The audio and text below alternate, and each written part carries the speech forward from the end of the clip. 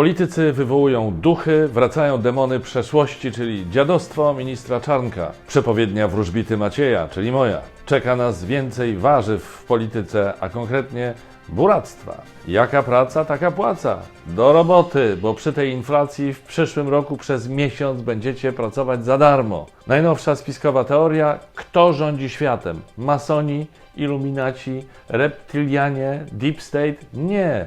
To Smurfy! Za chwilę szczegóły o tych i innych sprawach. Czwartek, 25 listopada, Maciej Orłoś. Tu program w telegraficznym skrócie. Zaczynamy! No właśnie, jest czwartek, 25 listopada, mistycznego miesiąca, który zaczynamy nocą mrocznego słowiańskiego święta dziadów, w którym nasi przodkowie rozmawiali ze zmarłymi. Zakończymy zaś listopad Andrzejkami kojarzonymi z wróżbiarstwem.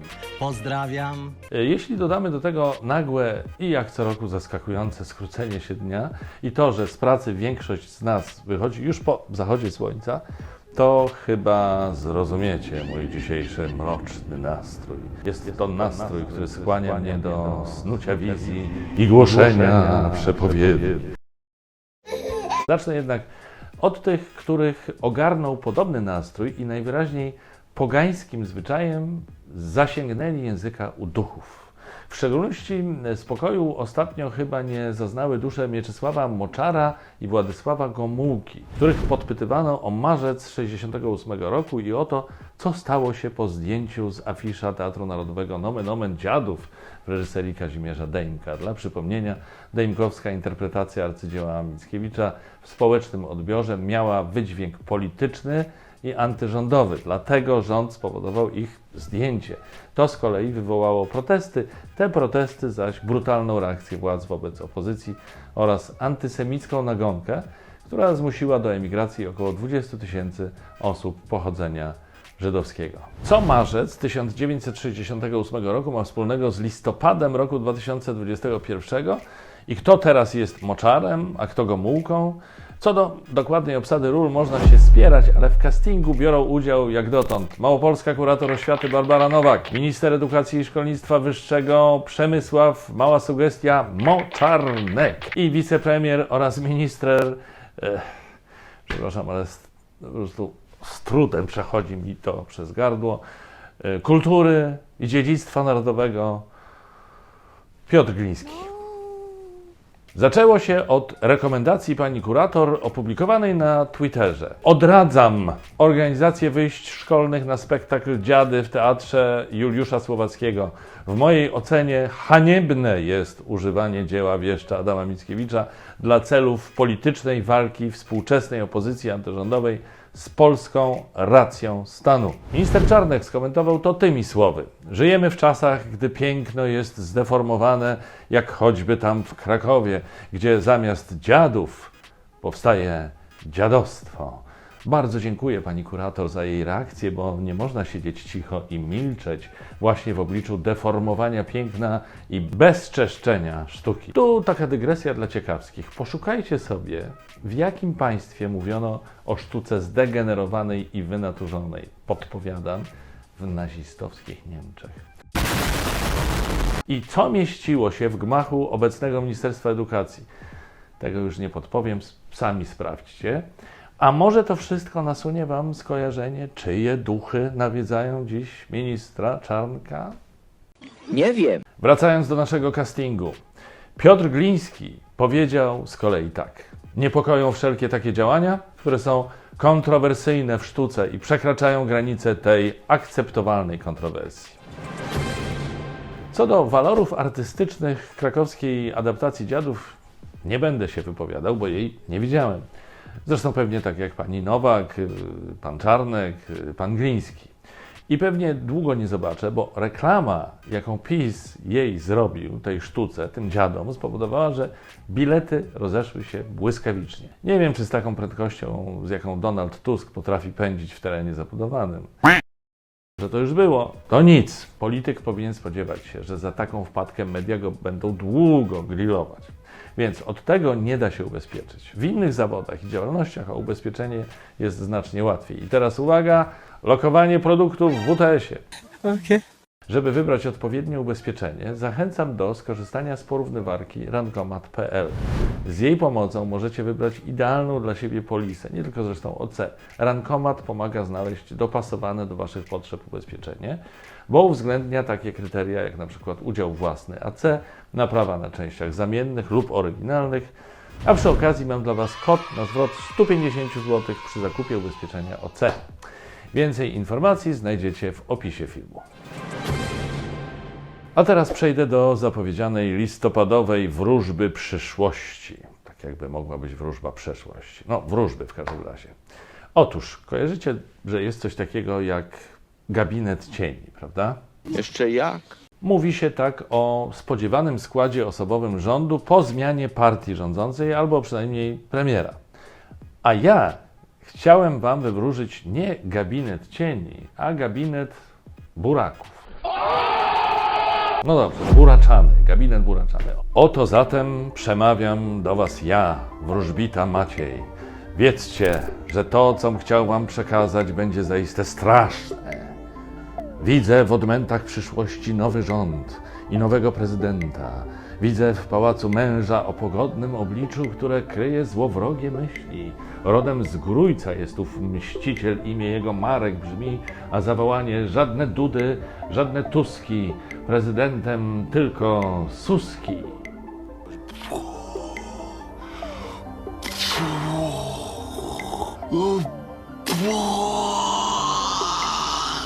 Widzę szefa rządu, który dziś mundur przyodziewa, choć żołnierzem nie jest. Wołają go kapciowy prezesa, ale ja prawdziwe jego imię wam wyjawię. To Mariusz Błaszczakiem zwany.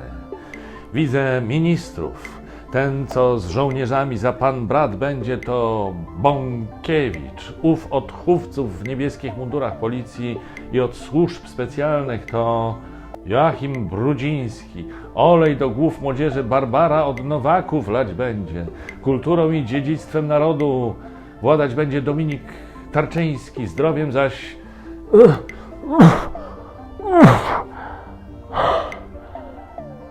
Janusz Kowalski. Widzenie mi umyka jak przez mgłę. Widzę jeszcze, że w buraczanym gabinecie i Beata Kępa pracę znajdzie, i Ryszard Terlecki, buty Stańczyka, Jarosław Jakimowicz przywdzieje, ale radą władzy służyć nie będzie, zbyt pochłonięty rolą błazna. Koniec, wizja urwana, drżyjcie przed straszną przyszłością. O!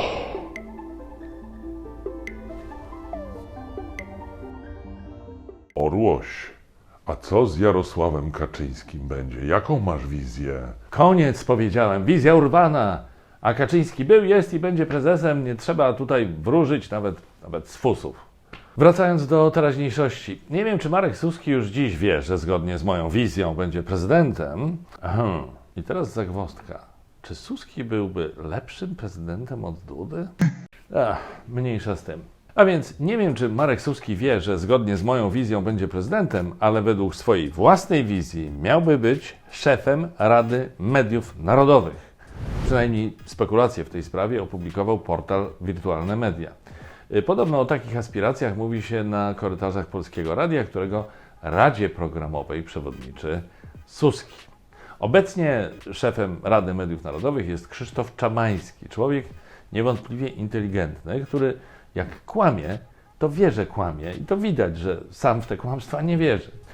I moim skromnym zdaniem Suski by się na to stanowisko nadawał lepiej niż pan Czabański. On we wszystkie te bzdury, które wygłasza, wierzy bezrefleksyjnie. I tak jest chyba par excellence uczciwiej. Skoro już jesteśmy przy uczciwości, czy uczciwie jest, jeśli pracujemy, a nam za to nie płacą? Chyba nie bardzo. Jeśli ktoś więc wymaga od Was pracy za darmo, to można mu odpłacić pracą adekwatnej jakości. Na przykład, jeśli państwo wymaga od Was, byście w przyszłym roku przez miesiąc pracowali za nic, to przez miesiąc teoretycznie moglibyście przychodzić do pracy, ale nic nie robić. Tak jak przez większość roku robi znaczna część posłów, ale to tak na marginesie. Skąd pomysł, że nasze państwo chce pracy za darmo? Bo władze państwa tak bardzo się starają, żebyśmy mieli wysoką inflację, że dzięki temu w ciągu 12 miesięcy wartość naszych pieniędzy obniży się mniej więcej o tyle, ile zarabiamy w miesiąc. No, chyba że dostaniecie podwyżki, ale ponieważ wzrastają stopy procentowe, to o to też będzie ciężko. Drogie kredyty zniechęcają przedsiębiorców do inwestycji, a zachęcają do zaciskania pasa. W takiej sytuacji trudno się dziwić, że oceny rządzących w oczach Polaków są tragiczne. Według najnowszego sondażu dla Wirtualnej Polski ponad 52% ankietowanych źle ocenia prezydenturę Marka Suskiego. Tfu, co ja mówię? Andrzeja Dudy. Dobrze, 42%. Odpowiedź nie wiem wybrało nieco ponad 4% ankietowanych. Jest to w sumie najbardziej chyba zaskakujące w tym sondażu, że tylko 4%, bo faktycznie trudno ocenić prezydenturę faceta, który za jej motyw przewodni wybrał ukrywanie się przed opinią publiczną. Jeszcze gorsze są oceny rządu. Według najnowszego badania CBOS-u tylko 29% biorących w nim udział osób określiło się jako zwolennicy rządu Mateusza Morawieckiego, 41% natomiast jako przeciwnicy. Ze swojej strony dodam, że moim zdaniem w tych 29% zwolenników znajdują się m.in. Władimir Putin i Aleksandr Łukaszenka. Żart, przepraszam. Nie są Polakami, więc oczywiście nie brali udziału w badaniu. To podejrzenie z Putinem i Łukaszenką wysnuwam stąd, że chyba tylko oni z całej rzeszy europejskich przywódców mogliby się ucieszyć z tego, że nasz Trybunał Konstytucyjny, przepraszam, oczywiście nie nasz, tylko Julii Przyłębskiej, uznał za niezgodny z konstytucją przepis Europejskiej Konwencji o ochronie praw człowieka. No, tej konwencji, która powstała kilka lat po II wojnie światowej, jako próba zabezpieczenia naszego zmęczonego wojnami kontynentu przed bestialstwem wojen i totalitaryzmów. Ale widocznie zdaniem Zbigniewa Ziobry, który skierował w tej sprawie wniosek do Trybunału, oraz Julii Przyłębskiej i jej kolegów, taka ochrona jest już niemodna. Niech żyje Zbigniew Ziobro, Orłoś. To najlepszy minister sprawiedliwości po 1989 roku. Zapamiętaj, Orłoś, to sobie. No dobrze, żeby nie było. Ja też czasem potrafię żartować. Teraz trochę o sporcie, a dokładniej o wiceministrze sportu Łukaszu Mejzie. Wirtualna Polska ujawniła, cytuję, że firma Łukasza Mejzy obiecywała leczyć umierających na raka i stwardnienie rozsiane, chorych na Alzheimera, Parkinsona oraz inne nieuleczalne przypadłości. Obecny wiceminister sportu osobiście jeździł i przekonywał rodziców chorych dzieci, że terapia jego firmy je wyleczy. Cena wyjściowa $80 000. Metoda, którą zachwalał, nie ma medycznego potwierdzenia. Jest to dosyć obrzydliwe, ale jeśli wziąć pod uwagę, że większość teorii snutych przez obecny rząd podobnie nie ma potwierdzenia w faktach, za to daje rządzącym i prawie wyłącznie im znaczne korzyści, to wydaje się, że Mejza z tym swoim przemranym biznesem pasuje do tego towarzystwa. Jeszcze chciałbym wrócić do mrocznego listopadowego nastroju i podzielić się z Wami pewną spiskową teorią. Otóż często po latach w filmach i serialach doszukujemy się przepowiedni tego, co w istocie później się wydarzyło. Celuje w tym od dawna amerykańska kreskówka Simpsonowie, której scenarzyści przewidzieli wiele lat wcześniej prezydenturę Donalda Trumpa, czy fuzję wytwórni filmowych Fox i Disney i wiele innych drobniejszych rzeczy. Każde takie odkrycie wywołuje szok i konstatację: przypadek? Nie sądzę. O kurwa! Otóż ja przypadku nie widzę w profetycznym odcinku Smurfów pod tytułem Król Smurfów. Przypominam, to jest serial z lat 80. W tym epizodzie Ważniak zostaje samozwańczym królem, bo wielu kamratów udało mu się przekupić stanowiskami, a resztę zastraszyć. U szczytu swojej królewskiej kariery wygłasza przemówienie, które brzmi dziwnie znajomo. Zresztą posłuchajcie sami. Przyjaciele Smurfy, dzięki waszej pracy powstał przepiękny pałac. Podziękowałbym wam, ale nie ma za co, bo on mi się należał. Ministrowie, wiceministrowie w rządzie Prawa i Sprawiedliwości otrzymywali nagrody za ciężką, uczciwą pracę i te pieniądze się im po prostu należały. Przypadek? Nie sądzę. Należeć to się Wam należy chwila muzyki. Ona Wam się po prostu należy, jak psu Micha, jak to się mówi. Niech żyje Antek Orłoś. Witam. Witam Państwa serdecznie. Dziś w kąciku muzycznym już raz drugi w historii programu. Daleko im co prawda do rekordzisty, który pojawił się już chyba 5 razy, ale gonią, dzielnie są bardzo w tym gonieniu. Przed Państwem duet Buki w utworze Pościel. Nie ma nas tutaj, ogarnia nas przestrzeń. Lecimy w kosmos, nie wrócimy więcej do ciężkich westchnień, które nas duszą codziennie. Nie mamy nic więcej do stracenia. Zostawmy za sobą wszystkie wspomnienia. Mamy już naszą własną galaktykę. I to tym razem wszystko. Dziękuję bardzo za suby, lajki i komentarze na YouTubie, za obserwowanie i komentowanie mojego profilu na Facebooku, oglądanie relacji na Instagramie, śledzenie Instagramu Antka, oglądanie jego kanałów Witam, zaglądanie na mój serwis orłośstudio.pl bez polskich znaków. Wiem, jest tego trochę. Dziękuję także patronom WTS-u i ich serdecznie pozdrawiam oraz zapraszam na ich profil na Facebooku. Dobra, wszystko już chyba powiedziałem, przynajmniej teraz. Widzimy się w niedzielę. Do zobaczenia. Trzymajcie się. Cześć!